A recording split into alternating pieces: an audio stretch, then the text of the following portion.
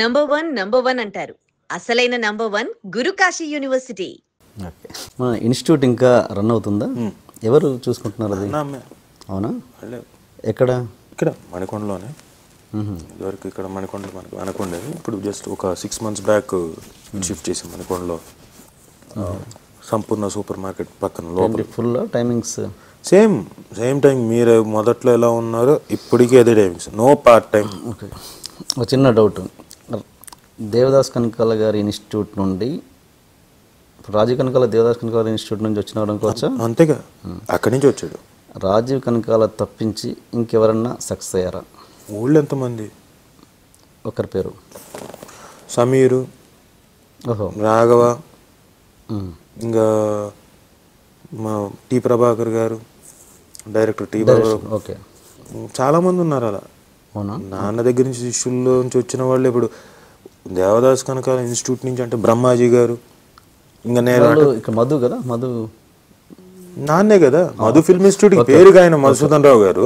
ఇప్పుడు it's like Madhusudan రావు గారు వచ్చి పాఠాలు చెప్పడానికి ఆయనకి ఏం తెలియదు. అలా అంటే ఓకే, నాన్నగారు అక్కడ చెన్నైలో కూడా చెప్పారు. నేను మన ఇన్స్టిట్యూట్ నుంచి అంటే అలా అంటే బ్రహ్మాజీ గారు, సమీరు, రాఘవ, ఆ తర్వాత మనకి ఇక్కడ నరేష్ ఇక్కడ వచ్చాడు మన ఇన్స్టిట్యూట్కి, నాన్న దగ్గరికి. నరేషు, రాజేషు, మనోజు, కొంతకాలం మనోజ్ వచ్చాడు క్లాసులకి. ఓకే ఓకే, అది ఎక్కడ కాకపోతే మనం పబ్లిసిటీ చేసుకోలేదు.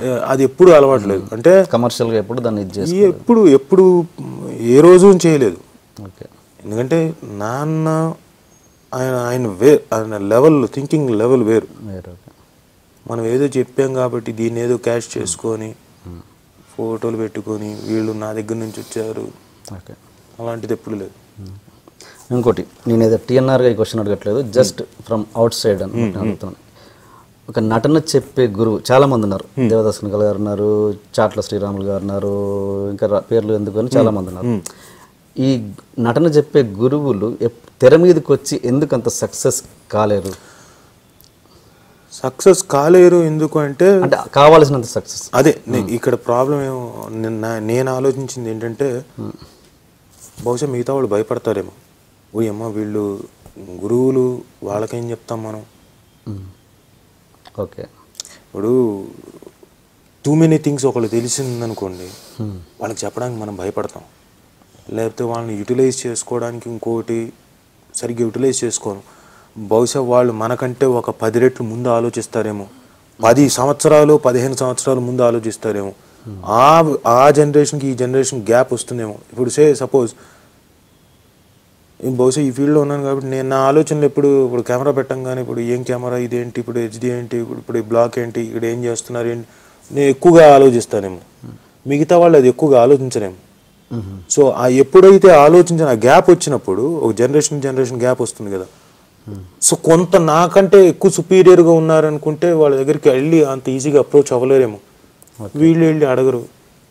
ఓకే, నేను అనేది ఏంటంటే, ఓకే అవకాశాలు రాకపోవడం పక్కన పెట్టండి, వచ్చిన క్యారెక్టర్స్తో అయినా వాళ్ళు ఎందుకు బ్రేక్ తీసుకోలేదు? అదే అంటున్నా. వచ్చిన ప్రాబ్లం ఏంటంటే వాళ్ళ యాటిట్యూడ్ కానివ్వండి, వాళ్ళ జీవితంలో పెట్టుకున్న సెట్ ఆఫ్ నార్మ్స్ కానివ్వండి. సినిమా ఇండస్ట్రీ అంతా ఎలా ఉంటుందంటే, ఏముంది మనకు తెలిసింది మనమే గొప్ప ఇక్కడ, ఎవరికి వాళ్ళు అలా ఫీల్ అవుతారు. వచ్చిన డైరెక్టర్ కానివ్వండి, యాక్టర్ కానీ, వాళ్ళు ఏం చేసినా చేయకపోయినా, వాళ్ళకి ఏం హిస్టరీ ఉన్నా లేకపోయినా. So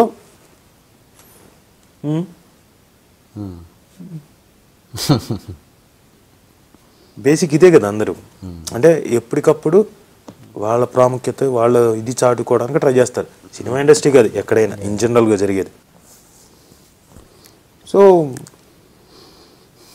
gel అవ్వలేరు. ఐడియాలజీ కనుక ఒక సెట్ ఆఫ్ పీపుల్ తోటి, ఇప్పుడు నేనున్న ఒక జనరేషన్, ఇప్పుడు కొత్తగా వచ్చిన వాళ్ళతో వాళ్ళకి అర్థం కాదు. ఇప్పుడు నేను చెప్తుంది యాక్టింగ్ పరంగా నేను ఏం చెప్పినా కానీ వాళ్ళు ఎంతసేపు ఏదో చేసాము, కెమెరా పెట్టారు, అని చేసాము, గ్లామరస్గా ఉన్నారు. వాళ్ళు ఇచ్చిన ఎక్స్ప్రెషన్ మనం ఇచ్చాము అన్నట్టుగా వెళ్ళిపోతుంటారు. నేనేమంటా అంటే ఇంకొంచెం ఏదైనా ఎమోషనల్గా అలా కాదేమో, ఇంకో ఇంటెన్స్ మనం అంటే అన్నాం అనుకో, he's very, he's not into our generation. He's very nagging. I think he's boring. ఆ జనరేషన్ ఈ జనరేషన్ గ్యాప్ ఉంటుంది కదా, ఎవరి కాళ్ళు లాగుతుంటారు అయ్యి ఉండొచ్చు. అండ్ నాన్నకి ఏంటంటే వాళ్ళు నేర్చుకున్న చదువుకి ఇంకోటి ఆ కమాండ్ తోటి వాళ్ళకు ఉండే set of ideology they believe ఎవరైనా తక్కువ చేసి గౌరవంగా మాట్లాడితే అసలు తట్టుకోలేదు.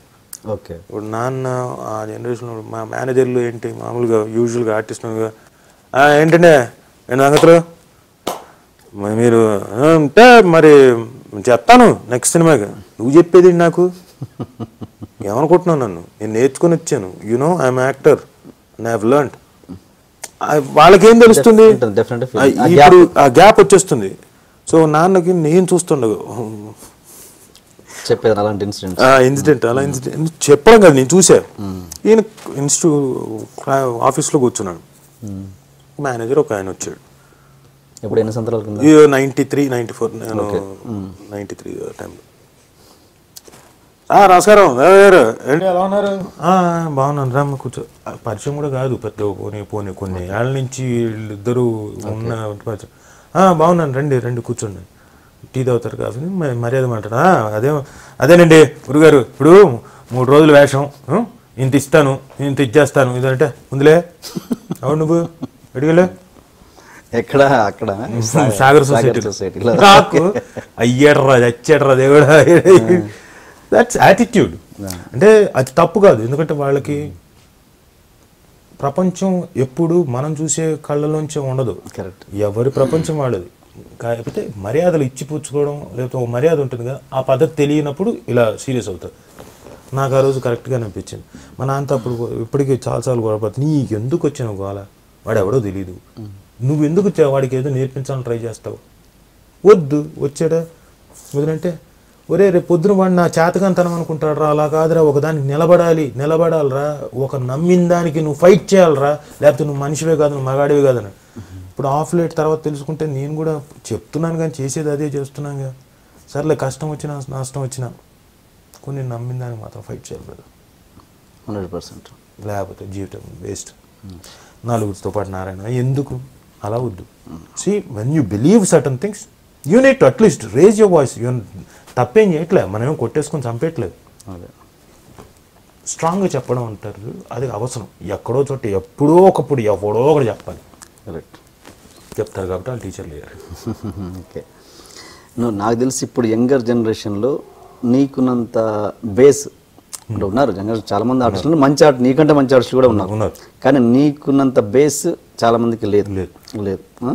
బేస్ అంటే ఒక నువ్వు ట్రైన్ అయిన విధానం కావచ్చు, అన్నీ అంత చూశాక ఏంట్రా అంత నాకు సరిపడా ఇది దొరకట్లేదు. ఎప్పుడు ఉంటుంది, ఇప్పుడు కాదు, ఎప్పుడు ఫ్రస్ట్రేషన్ ఉంటుంది. మనకి ఏంటంటే ఎవరో వచ్చి నీ ముందు కాలర్ ఎగరేసుకెళ్ళడం, అది అసలు ఏమీ రానివాడు, అది తప్పదు. మనం ఏంటంటే నవ్వుకోవడమే. ఇప్పుడు వాళ్ళు నన్ను చూసి నవ్వుకుంటుంటారు, నేను వాళ్ళని చూసే ఏకవరాయ జాయగా అయితే చూస్తూ ఉంటాం.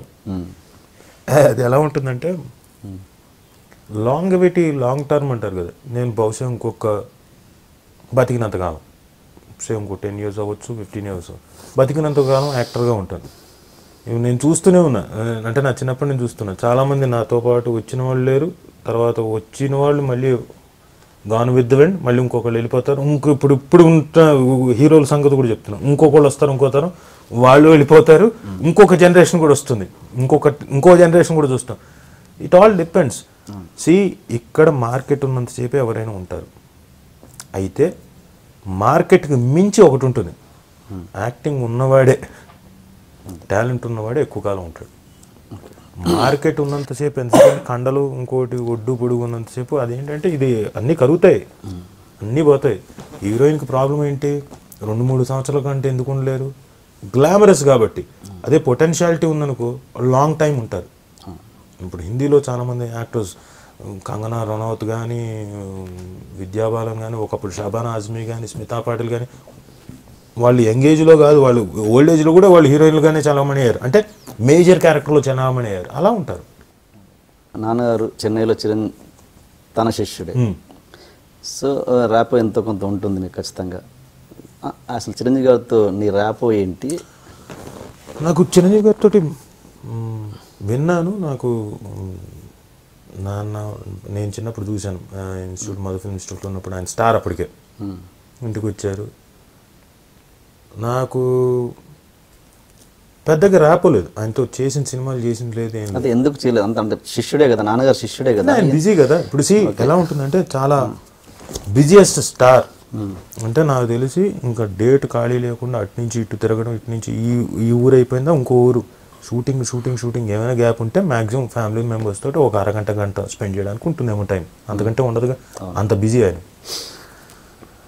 నాకు మంచి ఇన్సిడెంట్ చెప్తాను నాకు జరిగింది. నేను అంతకుముందు దొంగ సినిమా షూటింగ్కి అమ్మ చెన్నై వెళ్ళినప్పుడు ఏదో పని మీద వెళ్తే చిరంజీవి గారి అప్పుడు షూటింగ్ జరుగుతుంది. మీకు ఎందుకు మేడం నేను తీసుకెళ్తానని అప్పుడు కుర్రాన్ని షూటింగ్ జరిగితే అక్కడికి వెళ్ళాం. ఆయన మన అట్లాంటిక్ హోటల్ పైన ఫైట్ సీక్వెన్స్. దొంగ నాకు ఇప్పటికీ బాగా గుర్తు ఆ ఫైట్ సీక్వెన్స్. అప్పుడు నాకు అనుకోవడం రాజు మాస్టర్ ఫైట్ మాస్టర్ అనుకుంటా. ఆ పెట్టగోడ మీద ఇలా జంప్ చేస్తూ ఉండాలి, కాలుతో ఇట్లా అంటుంటే అది జంప్ చేస్తూ వెళ్ళాలి ఇటు నుంచి ఇటు వరకు. ఒకవేళ జారి పడ్డాడు అనుకో ఆయన కిందే పోవడం తప్ప ఏముండదు, చచ్చిపోవడం గ్యారంటీ. ఏం లేదు, సపోర్ట్ లేదు, పోనీ ఏమైనా సేఫ్టీ మెజర్స్ ఉన్నాయంటే లేదు. నేను బ్యాలెన్స్ చేసుకుంటూ పల్లీలు కొట్టుకుంటూ వెళ్ళాలి. కుర్రాడిగా నేను చూస్తున్నాను దూరం నుంచి, నాకు ఆ స్ట్రాంగ్ ఇంప్రెషన్. ఆ 1 డే ఆయనతో స్పెండ్ చేసింది. పైగా ఆయన బిజీలో ఆయన ఉన్నాడు, తీసుకొచ్చారు, సాయంత్రం వచ్చేసాను. ఫిలిం బై అరవింద్ సినిమా అయిపోయింది. అప్పుడు ఆయన జై చిరంజీవి పక్కన డబ్బింగ్ జరుగుతుంది. ఫిలిం బై అరవింద్ అప్పటికి రిలీజ్ అయి ఉంది. అయితే ఆయన ఏమ్మా రాజా అందరూ నాకు సినిమా చూపించాలని ఇది అన్నారు, బాగుందన్నారు అందరినీ సినిమా. అయ్యో మీరు భలేవారు ఆ మాట అంటారని మీరు ఎప్పుడు చెప్పండి అప్పుడు. సరేనమ్మా నా అసిస్టెంట్ నెంబర్ ఇచ్చాడు. ఆ తర్వాత ఆయన అసిస్టెంట్ నాకు ఒక వారం రోజులు ట్రై చేశాను, బిజీగా ఉంటారు కదా నా మెసేజ్ కూడా. మళ్ళీ ఇంకోసారి ఆయన ఏమ్మా నేను అడిగాను కదా అంటే, లేదు సార్ నేను ట్రై చేశాను, ఓ పని చేయి నువ్వు వెంటనే నాకు చెప్పు రేపు చూస్తా అన్నాడు. అయితే ఓకేనండి అని శేఖర్ సూరికి వీళ్ళందరికీ చెప్పారు, ఇలా వస్తా అన్నారు చిరంజీవి గారు చూస్తాను. ఎవరికి నమ్మకం లేదు, ఆయన బిజీ స్టార్ ఈ ఊరికే గప్పాలు కొడుతున్నాడు. పాపం మరుసటి రోజు సాయంత్రం ఆయన మర్చిపోయిన నైట్ 9 o'clock వచ్చి షో చూసి వెళ్ళాడు. సో అలాంటి ర్యాప్ ఉంది. అంటే ప్రొఫెషనల్గా ఏంటంటే ఆపర్చునిటీ రాలేదు. ఎందుకు చేయలేకపోయావు ఆయన సింఫోనీ అట్లీస్ట్ మెగా హీరోలతో నీ రిలేషన్ ఎలా ఉంటుంది? బాగానే చేశానుగా, నాయక్ చేశానుగా, ఓకే నాయక్ చేశాను. అంటే ఆపర్చునిటీ రాలేదు. నేను ఎక్కువ చేసిందంతా ఇప్పుడు ఎన్టీఆర్ మిగతా అందరు హీరోలతో చేస్తున్నా. ఒకటి చెప్పు నాకు, ఇండస్ట్రీలో గ్యాంగ్స్ ఉంటాయా ఏంటంటే? గ్యాంగ్స్ అంటే ఎలా అంటే ఇప్పుడు ఈ కాంపౌండ్లో చేసిన నటుడు ఆ హీరో కాంపౌండ్లోకి, లేదా ఈ డైరెక్టర్ కాంపౌండ్ ఆ డైరెక్టర్ వెళ్ళకూడదు అలాంటి, అంటే మీకు ఫీలింగ్ లేకుండా క్రియేట్ అవ్వడం. అవి ఎలా వాళ్ళకి లేకపోయినా కింద ఉండేవాళ్ళు చేస్తారు. అంటే నువ్వు చేసే సినిమాలు కూడా అలాగే ఉన్నాయి. జూనియర్ ఎన్టీఆర్ సినిమాలు మాత్రమే చేస్తున్నావు, ఎన్టీఆర్ ఫ్యామిలీ సినిమా, చిరంజీవి గారి ఫ్యామిలీ ఏం చేయట్లేదు. డౌట్ వస్తుంది. అంటే బేసిక్గా జనాలు అనుకోవడానికి ఎవరైనా ఏదైనా అనుకోవచ్చు, కానీ నేను నాయక్ చేశాను, రేసు గురించి చేశాను, ఇప్పుడు బన్నీతో చేస్తున్నావు సరైనడు. ఓన్లీ థింగ్ ఇస్ నాకు ఆపర్చునిటీ ఏంటంటే మిగతావి వాళ్ళ ఫ్యామిలీలో అంటే పవన్ కళ్యాణ్ గారితో వాళ్ళతో చేయడానికి కుదరలేదు, రాలేదు ఆపర్చునిటీ. లేకపోతే వస్తే చేసి ఉండేవాడిని. అలా అనుకుంటే నేను వచ్చిన ప్రాబ్లం అదే అంటున్నా, ఒకళ్ళు ఒక మేజర్ స్ట్రాంగ్ పీపుల్ ఫ్యాన్స్ కొట్లాడతారు ఫేస్బుక్లలో, స్ట్రాంగ్ ఎలిమెంట్స్ వచ్చేసిన తర్వాత వాళ్ళు అనుకుంటారు తప్ప. నేను సుమన్తో చేశాను, నాగార్జున గారితో చేశాను, ఇంకా కొత్త హీరోలు ఆల్మోస్ట్ ఆల్ చాలా మందితో చేస్తున్నా. ఆల్మోస్ట్ ఆల్ పెద్ద హీరోలు జగపతి బాబు గారితో చేశాను, అందరితో చేస్తున్నా. కాకపోతే ఏంటంటే వీళ్ళు స్ట్రాంగ్ ఎలిమెంట్స్ కాబట్టి వాళ్ళు అనుకుంటారు కాబట్టి స్ట్రాంగ్ ఫీలింగ్ ఉంటుంది కాబట్టి అలా అనుకుంటారు. I can't help it. చేస్తున్నాను నేను యాక్టర్, నేను ఎక్కడైనా ఎవరితోటైనా చేయాలి, ఏ క్యారెక్టర్ అయినా చేయగలిగినప్పుడే యాక్టర్ కదా.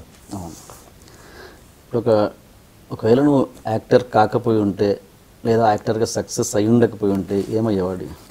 ఇది మాత్రం కొంచెం భయం వేస్తుంది, ఎందుకంటే నేను ఊహించలేను. ఏదన్నా ఒక సెకండ్ ఆల్టర్నేటివ్ ఏదో ఒకటి ఉంటుందిగా, ఏదంటే క్రికెటర్ లేకపోతే బిజినెస్ మ్యానా, అసలు ఆలోచన కూడా రాలేదా? ఇంతవరకు కాదు అది ఆఫ్ లేట్ ఇప్పుడు.